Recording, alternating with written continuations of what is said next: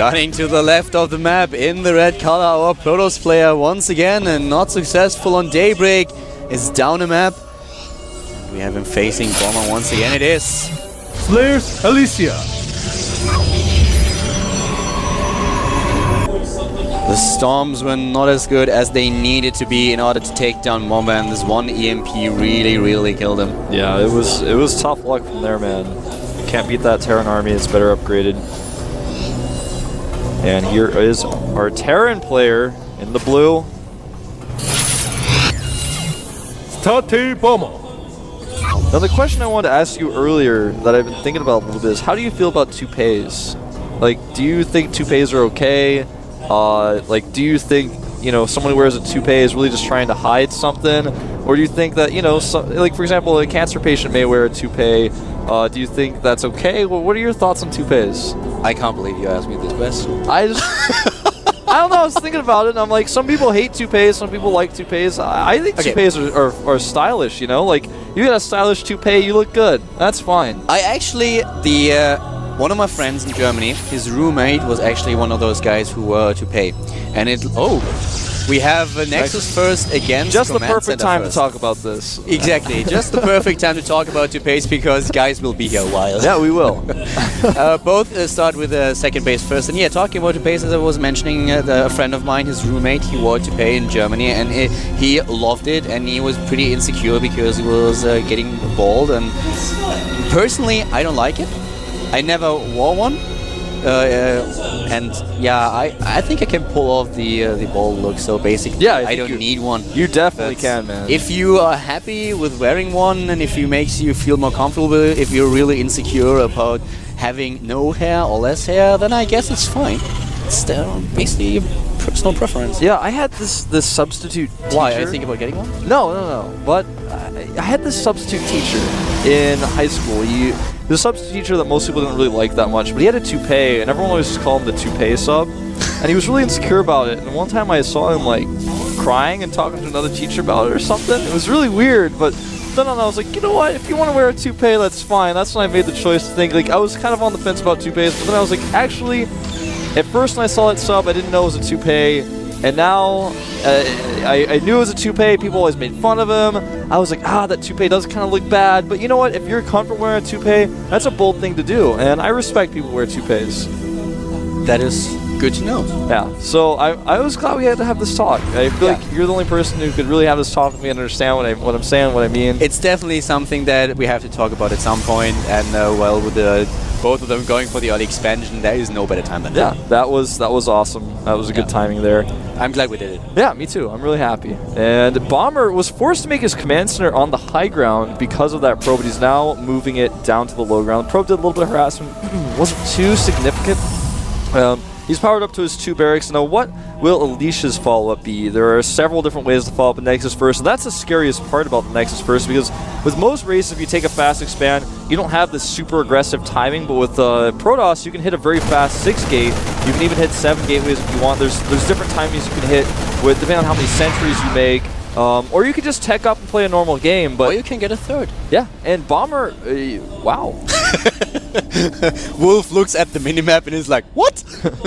This is some real parting stuff here coming out from Alicia. The parting loves to do builds like this in PvT, and oftentimes he'll follow it up with a heavy gateway timing attack because he needs those gateways to not only defend the Nexus, but also if he pressures his opponent with those gates, then his opponent feels like he needs to be on the defensive, and that's when the Nexus gets powered up. He starts to really take advantage of that. This is definitely going to be a very interesting game. I mean, taking on a map like a Planet Spaceship where you have a huge push distance, it's not that uncommon to see a player go for a 14cc and for an early Nexus.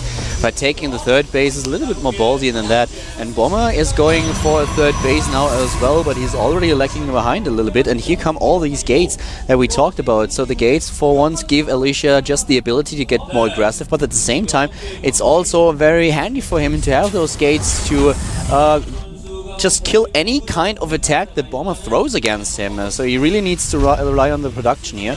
And this is going to evolve into this huge endgame scenario. Yeah, that's usually how this one goes. I mean, sometimes if the Terran makes a mistake... Oh, speaking of mistakes, Almost losing a Stalker here. Barely gets it away. Speaking about forward pylons, look to the right of the minimap. We have already a few pylons. He can get aggressive here. The gates are just about to finish. Yep, he's going to go with just 6, not going all the way up to 7 or 8 as Parting sometimes does. And if a Terran is not defensive enough, they can just die to this. And Bomber knows what's up. He's making 3 bunkers right now, being super safe. He's seeing the third base, and that's what's really important to know. In fact, if you look at his scouting information, that's all he's seen. He hasn't seen what type of composition his opponent is making. Seeing that third base, though, it lets him know a lot. His stim is only halfway done, and that's going to be the real crucial upgrade for him to hold this. He should be able to hold it with the bunkers alone, but if Alicia gets lucky, gets some units trapped with some good force fields, he might be able to take this game right here. And this is, again, why I think this triple Nexus build on a big map like this is so good and so scary. Yeah, at this point we have all of this production for Bomber. He's trying to get the stim right now. Combat Shield isn't done either. So he has 3 bunkers and he's getting another one. He's getting, he's getting 3. 5 bunkers total. Look at that. Oh, 6. 6. He needs 6 it. bunker, yeah. And he's playing just super safe now. He knows fully well that he needs something in order to hold this off. And Alicia, man, if he goes now, he may be able to break this, but if he waits any longer, he definitely will not. He needs to attack, he needs to hit this timing, because if those bunkers are actually done, then he can force field it 6 days to Sunday. He won't break through. Yeah, and he's going to go for it now, but the bunkers are finishing. The question is, are there any units really to put inside of them? Bunkers falling very quickly now. Some SCVs are off the line, but he's not really able to repair with these force fields. Wow. And Alicia may just take this game right now, Caldor. This pure force from the Protoss play. He's just punching and punching and punching, and Bomber, he's crumbling. He's crumbling here. He's losing so many units already. Another bunker is being repaired, though. He doesn't use the force fields. He does not have the energy. Actually, he does, but he's not using them.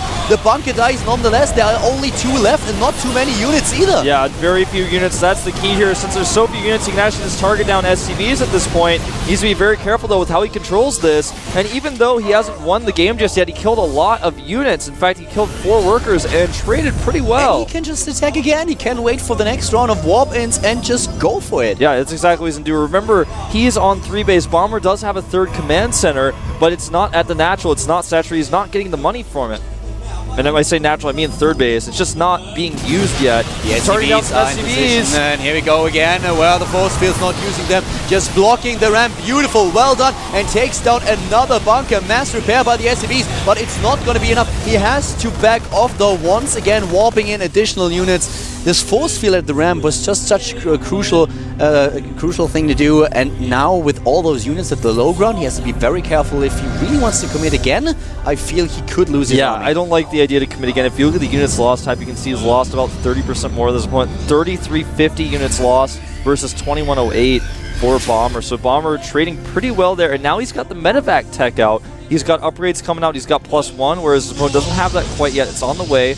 But if this map were any other map, or a little bit smaller, Bomber would have a really strong counterattack timing here. But with this map, Bomber can try to go for a counterattack. He can try to drop, but he probably won't be able to get away with it. It's just too big. At this point, what I really like is that Alicia is not too stubborn with this attack, but he's following it up with double upgrades. He's going for the charge upgrade. We have the Templar Archive. He's just going for this entire attack, and he is still on 3 bases. Well, Bomber, as you mentioned, he has 3 orbitals, but that doesn't do him any good because he can't saturate 3 mineral lines. So the income is better for Alicia, and he is just trying to get farther and farther ahead, but what could potentially kill him is this Doom Drop that is now being prepared. Yeah, that's absolutely the case. I think this, if he gets the Doom Drop in and unpowers, for example, 1 pylon is powering 5 gateways, gotta be careful about that. And the units of Alicia are way out of position right now. There are a few Zealots in the main base, but that's not going to be enough. And this is looking pretty scary. Here they come. More Zealots warping in, though. And I just think he has too many units inside these drops. This is a ton of units, a lot of firepower that he has in the army. For Alicia is out of position, trying to do some damage here. But look, he's moving in and he kills the Atosis pylon and unpowers all of these gateways. Another one dies as well. This is horrible for Alicia. This is really bad. That's exactly what I was talking about with that pylon earlier. There's no bunkers up for Bomber, and we're going to have a base trade, but Bomber is going to be in a much better position to defend. Oh my god, he is lifting his expansion, is flying away here. But the main base for Alicia, this is a slaughter. He takes down everything. It's like it's a band of demolition. They're killing everything. Alicia, look at this. He doesn't have any production at all. All the gateways are on power. I know, he's, yeah, you're right. He's making like 8 gateways at his third base because he knows he's never going to repower these gateways. His next is made in the fall. Alicia is sending his forces back home, but I think this game may already be over. I mean, he has just lost so much, and by the time he gets home, Barmer will pick up and leave. He's killing more and more gateways. I'd like to see him kill the core. There he goes, takes out that cybernetics core. He's not done there, though. He's killing even more. We have another few Marauders, though, trying to take down the economy at third base, but this time Alicia is ready. All the gateways are about to die. 130 supply against 155, and still Bomber in a position where he can just call down the mules and rely on their ability to get the mineral to another height. So Blink being researched, nearly done, +2 attack. Once again, the Temple Archive. This game is just getting crazy. Yeah, this game is out of control. Bomber moving out with a huge force again towards the third base. And these gateways are going to be very vulnerable yet again. And Alicia just does not have enough army. If he goes to defend his third, then Bomber will pick up those same units and drop back into the main. This is basically an unwinnable situation for him. I don't see what he's going to do here. Here comes Bomber into the third. He's going to unpower these gateways again. And Alicia's got to be tilting at this point. He has a huge bank, but he can't make any use of those 2,000 minerals and 1,000 gas. He can't do anything with it. And Bomber going for the Ghost Academy now. He's mining from 3 bases, but the drop is being intercepted. And this time he did it a lot better. He killed a lot of units, but it might just not be enough after all. Yeah, I mean, he's going to clean this up, but the problem is, like I said, he does not have enough to defend his third at the same time. And Bomber's everywhere. He is everywhere. He's coming into the natural now, taking out the forages. Oh wow, force fields, but the stutter step is possible nonetheless. And now even the probes are being attacked. And Alicia, he's just dropping in supply. Bomber is attacking him left, right, bottom, and center. And at this point, this looks really horrible for Alicia, but he still has a lot of resources. He just can't do anything with them. As soon as he repowers his gateways, he may be able to go for a counterattack. Right now, the supply is not all that different. The trade was really good for Bomber, but I feel like he may have overextended himself a little bit. Just look at it, finally able to get rid of those resources, at least of a lot of them. He just warped in a huge round of units. He's getting Archons now, and Bomber, he needs his tech. He has +2 attack just done, and is going for the +2 armor upgrade.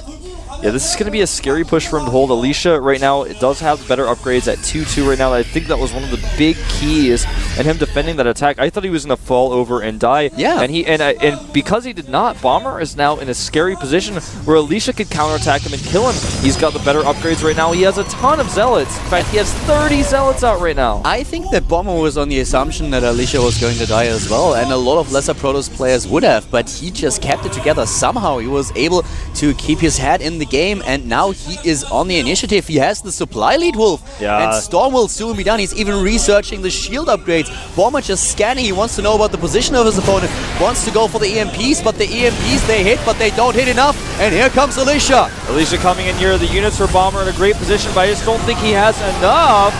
SCV is coming out on stop position to slow down this attack. A ton of DPS coming out for Bomber. And the Zealots not really engaging as well as they could be. Oh my god, Bomber dropping in supply down to 100. Another set of force field is being used to trap the rest of the Bioforce. And all these Archons and the Sentry Stalkers, they are going to town, taking down Bomber. Alicia is able to come back into this game, and now Bomber is on the ropes. He's out for the count, and he might just well die here. Yeah, he may very well die indeed. This Command Center probably will fall as well if it gets targeted by Alicia. This ramp is not something anyone would want to attack up, but he just has so many units. Even though both engagements were not very cost efficient for him, it just simply doesn't matter. He has too many units. He is just powering through for now. Bomber is able to force him back. 100 supply against 70 though. And still the third base going strong. Would have loved to see him send a few units over to the third to attack the SCV line while he's manning the main attack. I like that he went for the army rather than that at first, but I agree that if he sent maybe just a few Zealots or even one Archon over there, it would have been good for him. And he's going to continue the attack now. Archon's leading the charge, and with the Zealots coming here to clean things up, I don't think this is going to last much longer. He can storm as well. Yeah, and he does. He storms, he takes down the ghosts, all of them are dying. And this is looking so bad for Bomber, who's now at 56 supply at 110. And Alicia, it looks like he's going to tie this series. Yep, looks like he will. The Orbital does die. And Bomber now with half the supply of his opponent starting to lose depots. Still really surprised Alicia's not sending any units to the third base of Bomber right now. He's really trying to end the game here. This is one of those holes in Alicia's play that I talked about before. is, I mean, sure, you're ahead like this, but don't give Bomber a chance to come back. Because he knows fully well that coming back into the game is definitely possible. It's something that he just pulled off a few seconds ago, or a few minutes ago, but this army, it's just... Yeah, wow. It looks like, yeah, it's just too much at this point. Unbelievable. He's blinking in, doubling the supply of Bomber, and Alicia now in such a great position. Yeah, these Marines being really cost efficient, but with the Blink Stalkers moving back, pretty tough to fight this army, and the Zealots are tearing apart the production. Even if he holds this, somehow there's 6 more Zealots rolling in now. GG! Bomber loses the game, Alicia takes it, ties the series. A little bit of overextending by both players in this game, and I feel like Bomber was the one who had the more critical overextension, and Alicia with the better upgrades, that was the key. It allowed him, he had the better productions, and he restarted his production where he had so many gateways suddenly powered up and a ton of money to spend. He was making 10 Zealots, he was making 4 Templar, he just kept the attack going, didn't stop, didn't wait, and he went for Bomber's army. If he went for Bomber's third base, Bomber would have probably lost it and the game would have gone on because he would have been able to build up his army and hold off the attack. We probably would have still been in a tough spot. But I like the choice to go for the army because that means he can, if he wants to, go for the third base at any moment in time. He's got the game in his hands. Alicia with an impressive comeback here, able to withstand the attacks of Bomber, and I have to say that he was able to hold it together, and this was really impressive. So a great game by Alicia here, coming back into the match after he was being assailed by Bomber basically everywhere. And right now we have the third map, and Bomber, he chose Dual Side. Dual Side is going to be the next map in this Terran versus Protoss. A great map to choose for a Terran player. I mean, it's really, really difficult to fast expand as a Protoss on this map, especially not a Nexus first. It cannot be done. Even a 1-gate expand is a little bit risky. We'll probably see some sort of gate, robo-gate type of expand. You know, it's the safest way. On this map, we sometimes do see Marine Tank Banshee types of builds. 2 racks is something that you sometimes see on this map, although Koreans very rarely do that. Bomber is not the type to do all-ins, though, not the type to even 2 racks. I think he's just going to go toe-to-toe with him in a macro game. What we sometimes saw from Bomber as well is a strategy where he starts with 3 barracks and builds a lot of Marines. We saw that on Tomb Valley over and over again, and then just attacks with a huge amount of Marines, but expands behind it. Yeah. So that's something that we haven't seen today yet, and just a strategy that he might pull out. Also, those proxy gates that we saw in the first game, for example, it's definitely something that you can use on dual side. There's just a lot of options. You have a ton of options, and scouting is so important for the Protoss here, but really hard to pull off. And the mentality of Alicia right now is going to be feeling decent because he won that last game, but knowing that he has to play on dual site is just something that's going to be hard for him to grasp. And we didn't talk about Alicia's strategies on this map very much. I wouldn't be surprised if Alicia did a Void Ray all-in, for example, on this map. He's really known to do all-ins on maps he doesn't feel comfortable with, and this may be one of those times. I'm really eager to see the next game. I hope that we are going to start pretty soon. Both of them already went for the Sugoyo, GG, and I think we are good to go. Yeah, I think we are. I really want to see the next map, guys. We have another third match, and today was just such a great day already with all the games that we had earlier on, and now we are heading into map number 3. Apparently, Korean cast is already as well. We're still waiting for the players, though. Yeah. For some reason, I can't type in Korean on this one. I tried so hard, it didn't work. Try this, wait a second. Yeah, try that, and then do this. Still doesn't work. Well, I gotta fix that now. That's really weird. Yeah, we probably have to install the language in Windows. They also disabled my Alt-Tab shortcut. Wow. Oh, there we go. It's here. I don't know why it's not working. Anyway, countdown has started, and we are going to jump into this game on dual site right away. The final deciding game, only one of these strong players will go out. I think it would be a bit of a shock to most if Bomber loses here. We'll see if he can take out Alicia in this final game on dual site with Caldor and Wolf.